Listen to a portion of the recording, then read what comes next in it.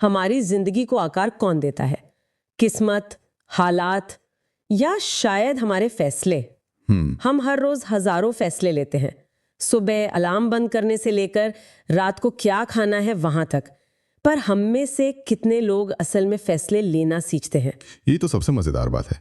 हमें स्कूल में maths, science, इतिहास सब कुछ पढ़ाया जाता है। हाँ, लेकिन वो हुनर जो हमारी पूरी जिंदगी की दिशा तय करता है, मतलब सही फैसले कैसे लें, वो हमें कोई नहीं सिखाता। और आज हमारे पास जो स्रोत है वो इसी कला के बारे में है। हमारी कोशिश इन स्रोतों से वो सबसे जरूरी बातें निकालना है जो हमें इस हुनर में माहिर बना सकती हैं। और इसकी शुरुआत एक बहुत ही चौंकाने वाले विचार से होती है कि कोई फैसला न लेना भी एक फैसला है। बिल्कुल। ये एक तरह से अपनी जिंदगी का कंट्रोल हालात के हाथ में दे देना है।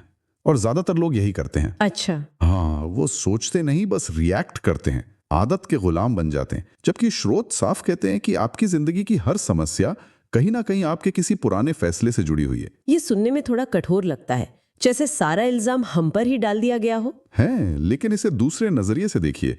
अगर हमारे पुराने फैसलों ने हमारा आज बनाया है, तो इसका मतलब ये भी है कि हमारे आज के फैसले हमारा आने वाला कल बना सकते हैं। बिल्कुल, सारी ताकत हमारे हाथ में है। जैसा कि एक जगह कहा गया है, आप हमेशा एक बेहतर जिंदगी से सिर्फ एक फैसले की दूरी पर होते हैं। वाह, ये तो बहुत शक्तिशाली विचार है। तो चलिए इसी सोच के साथ इस विषय की परतों को खोलते हैं और समझते हैं कि हम बेहतर फैसले लेने वाले कैसे बन सकते हैं। हम अक्सर फैसलों को सही या गलत के खांचे में देखते हैं, पर असल जिंदगी में तो ज्यादातर फैसले इतने सीधे नहीं होते। यहाँ सबसे बड़ी चुनौती क्या है? सबसे बड़ी चुनौती ये है कि हम मानते हैं कि हम सोच समझकर फैसले ले रहे हैं। जबकि असल में हमारे फैसले हमारी भावनाएं, हमारा माहौल और हमारी आदतें ले रही होती हैं। असली सचेत होकर लिया गया फैसला बहुत कम होता है। मतलब हम एक तरह से ऑटो पायलट मोड पर चल रहे हैं। काफी हद तक। और देखिए, असली फैसले कभी भी सही और गलत के बीच नहीं होते। वो होते हैं सुरक्षित और अनिश्चित के बीच, या अभी के लिए आसान और लंबे समय में बेहतर के बीच। बिल्कुल। असली लड़ाई तो इसी धुंधले से दायरे में होती है। और इसी में दिल और दिमाग की लड़ाई भी तो होती है, हाँ। है ना? मान लीजिए कोई अपनी अच्छी खासी नौकरी छोड़कर अपना पैशन जैसे म्यूजिक फॉलो करना चाहता है। दिल कहता है कर ले, पर दिमाग कहता है पागल हो क्या, घर कैसे चलेगा? आपने बिल्कुल सही नब्ज पकड़ी है। ये अंदरूनी खींचतान ही है जो हमें पंगु बना देती है। हम अटक जाते हैं। और इसी दौरान बाहरी प्रभाव भी काम कर रहे होते हैं। बिल्कुल। हाँ। परिवार वाले क्या कहेंगे, दोस्त मजाक उड़ाएंगे, समाज क्या सोचेगा। हमें लगता है कि ये हमारा फैसला है, पर असल में वो दूसरों की राय का एक मिश्रण होता है। तो फिर कोई इस चक्रव्यूह से बाहर कैसे निकले? पहला कदम क्या होना चाहिए? पहला कदम है जागरूकता। किसी भी बड़े फैसले से पहले एक कदम पीछे हटकर खुद से कुछ सवाल पूछना बहुत जरूरी है। जैसे कि, मैं ये फैसला क्यों ले रहा हूं? क्या ये डर की वजह से है या सच में मेरे लिए सही है? क्या ये मेरी अपनी ख्वाहिश है या मैं किसी और को खुश करने की कोशिश कर रहा हूं? इस वक्त मेरे अंदर कौन सी भावना सबसे हावी है? उत्साह, घबराहट या लालच? वाह, फैसला लेने से पहले उस युद्ध के मैदान को समझना जहां ये फैसला लिया जा रहा है, ये तो पूरा नजरिया ही बदल देता है। बिल्कुल। इन ताकतों को सिर्फ देख लेना ही आधी जंग जीत लेने जैसा है। तो अगर हम इस बात को मान ले कि हमारे हर फैसले के पीछे कई अनदेखी ताकतें होती हैं, तो फिर इनके नतीजों के बारे में क्या कहेंगे? स्रोत में एक बड़ी सीधी सी बात कही गई है, आज आप जहां भी हैं अपने अतीत के फैसलों की वजह से हैं। हाँ, और इसे लहरों का असर कह सकते हैं। जैसे शांत तालाब में एक छोटा सा पत्थर फेंकने से। हाँ बिल्कुल वही। जैसे लहरें दूर किनारे तक जाती हैं, वैसे ही हमारा हर छोटा बड़ा फैसला हमारी जिंदगी में दूर तक असर डालता है। इसका कोई उदाहरण दे सकती हैं? जरूर। मान लीजिए आपने आज शाम दोस्तों के साथ बाहर जाने के लिए जिम छोड़ दिया। ठीक है, ये तो छोटा सा फैसला लगता है। पर अगर ये फैसला हफ्ते में 3 बार दोहराया जाए तो साल के अंत तक आपकी सेहत पर इसका बहुत बड़ा असर दिखेगा। इसी तरह गुस्से में कहा गया एक कड़वा शब्द सालों के भरोसे को एक पल में तोड़ सकता है।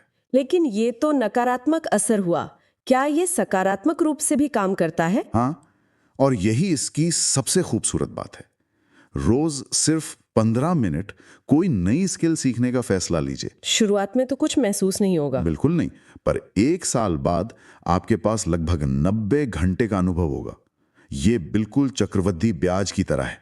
एक छोटा सही फैसला अगर लगातार किया जाए तो समय के साथ कमाल के नतीजे दे सकता है। तो अगर ये इतना सीधा है तो हम अक्सर लंबे समय के नतीजों को नजरअंदाज क्यों कर देते हैं? क्योंकि इंसान का दिमाग तुरंत मिलने वाले सुख या दर्द पर ज्यादा ध्यान देता है। अच्छा।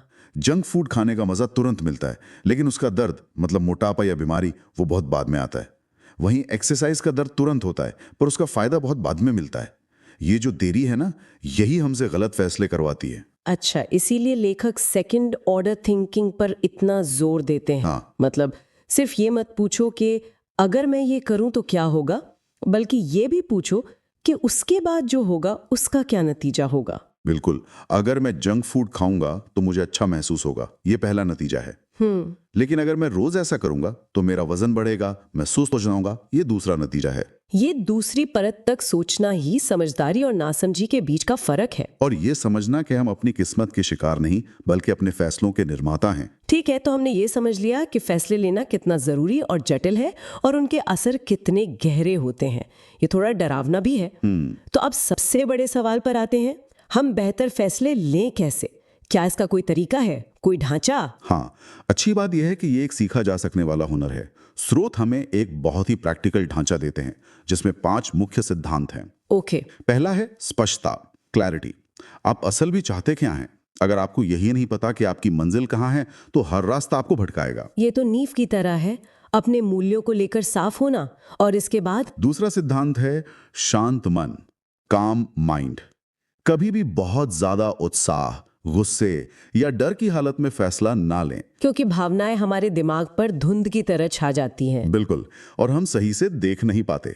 स्रोत कहते हैं कि जल्दबाजी में लिए गए फैसलों पर लगभग हमेशा पछतावा होता है। इसलिए थोड़ा रुकें, टहलें और जब मन शांत हो तब दोबारा सोचें। लेकिन कुछ फैसले तो दबाव में तुरंत लेने पड़ते हैं, जैसे ऑफिस में कोई इमरजेंसी आ गई, तब शांत दिमाग कहाँ से लाएं? बहुत अच्छा सवाल है। यहाँ पर अभ्यास काम आता है।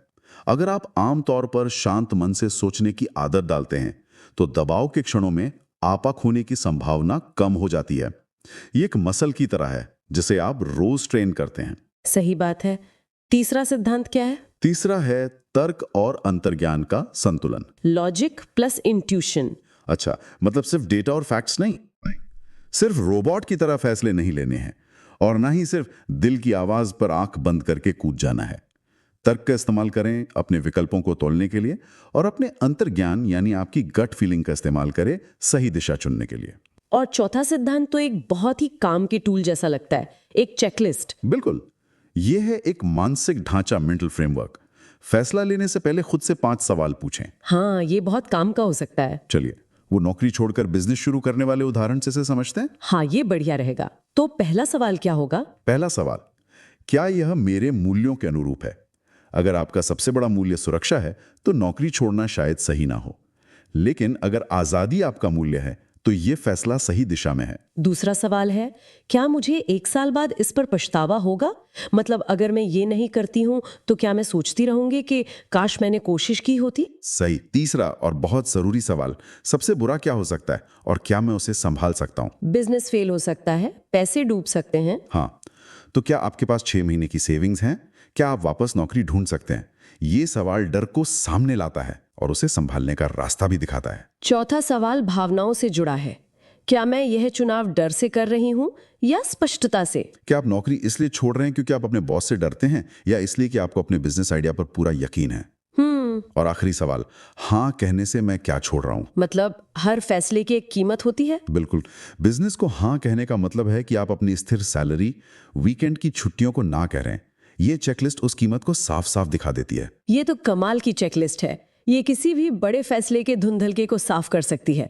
और पांचवा और आखिरी सिद्धांत क्या है? अति विश्लेषण से बचें, काम करें। Act, don't overthink. Oh, analysis paralysis. हाँ, वही। कुछ लोग सबसे अच्छे परफेक्ट फैसले की तलाश में इतना सोचते हैं कि वो कभी कोई फैसला ले ही नहीं पाते। एक हद तक जानकारी ठीक है, पर उसके बाद आपको एक कदम उठाना ही होगा। काम करने से, सोचने से कई ज्यादा तेजी से स्पष्टता मिलती है। बिल्कुल। तो ये मानना आसान है कि अगर हम इस ढांचे का इस्तेमाल करें तो हम अपने फैसलों के मालिक बन जाएंगे। लेकिन स्रोत एक और दिलचस्प बात कहते हैं कि आपके ज्यादातर फैसले पूरी तरह से आपके होते ही नहीं हैं।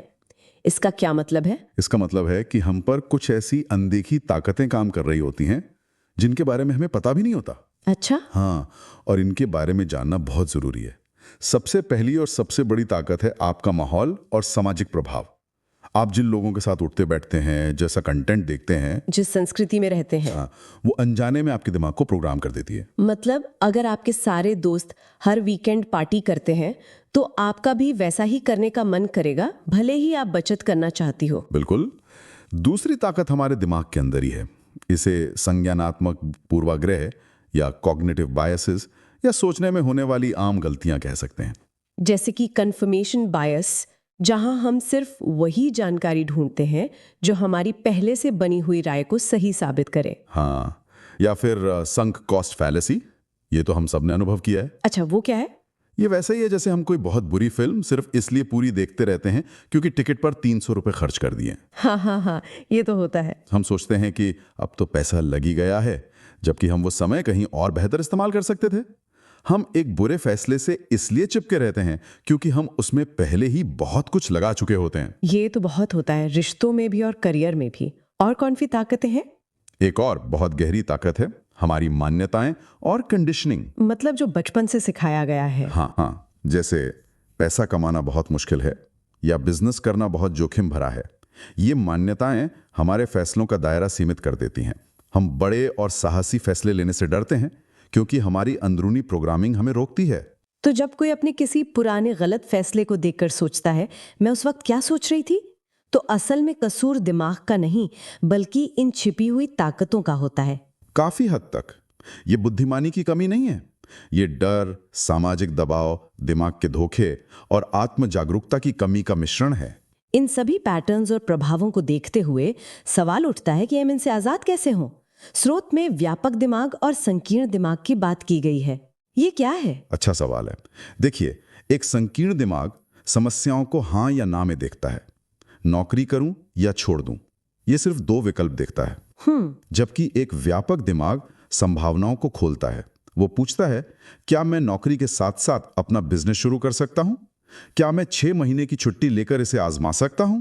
मतलब विकल्पों को सिर्फ 2 तक सीमित ना रखना। बिल्कुल। ये बड़ी तस्वीर देखने, लंबे समय के नतीजों पर गौर करने के बारे में है। हमारी आदतें और हमारा डर हमें संकीर्ण दिमाग की तरफ धकेलता है क्योंकि वो रास्ता आसान लगता है। और यहीं पर निर्णायकता या डिसाइसिवनेस का विचार आता है ना? हाँ, निर्णायकता का मतलब है अनिश्चितता के बावजूद जल्दी और प्रभावी ढंग से फैसले लेने की क्षमता। ये टाल मटोल का ठीक उल्टा है। जो लोग निर्णायक होते हैं वो गति पैदा करते हैं। और स्रोत कहते हैं कि गति सफलता की सबसे बड़ी चाबियों में से एक है। परफेक्ट फैसले का इंतजार करने वाले अक्सर स्टेशन पर ही खड़े रह जाते हैं। और ये गति सिर्फ बड़े बड़े फैसलों से नहीं आती। सही कहा। उन छोटे छोटे फैसलों का क्या, जो हम हर घंटे लेते हैं? आपने बिल्कुल सही पॉइंट उठाया है। सूक्ष्म निर्णय, माइक्रो डिसीजंस, दिन भर में लिए जाने वाले वो छोटे छोटे विकल्प जिन्हें हम नजरअंदाज कर देते हैं। सुबह उठकर फोन चेक करना है या किताब पढ़नी है, लिफ्ट लेनी है या सीढ़ियां चढ़नी है। 1 मिनट, मतलब सुबह कौन सी कॉफी पीनी है, ये फैसला भी मेरी सफलता पर असर डाल सकता है। ये तो सुनने में थोड़ा अजीब लगता है। अकेले में शायद नहीं, लेकिन इनका असर जुड़ता जाता है। अच्छा। जैसे पानी की छोटी छोटी बूंदें मिलकर बाल्टी भर देती हैं, वैसे ही ये सूक्ष्म निर्णय मिलकर आपकी आदतें, आपकी सेहत, आपके रिश्ते और आखिरकार आपकी सफलता को आकार देते हैं। तो इन छोटे फैसलों को बेहतर बनाने का तरीका क्या है? जागरूकता, इरादे के साथ उन्हें चुनें। खुद से पूछें, क्या ये छोटा सा फैसला मुझे मेरे बड़े लक्ष्य के करीब ले जा रहा है या उससे दूर? अच्छी दिनचर्या बनाएं ताकि सही सूक्ष्म निर्णय अपने आप होने लगे। बिल्कुल। इससे आपकी मानसिक ऊर्जा भी बचती है, जो आप बड़े फैसलों के लिए इस्तेमाल कर सकते हैं। जैसे जैसे हम इस गहरी चर्चा के अंत की ओर बढ़ रहे हैं, स्रोत से एक आखिरी और शायद सबसे हैरान करने वाली बात सामने आती है। ढांचों, नतीजों और दिमाग की इन सब गंभीर बातों के बीच लेखक हमें कुछ याद दिलाते हैं। वो याद दिलाते हैं कि जिंदगी को हर वक्त इतना गंभीरता से लेने की जरूरत नहीं है।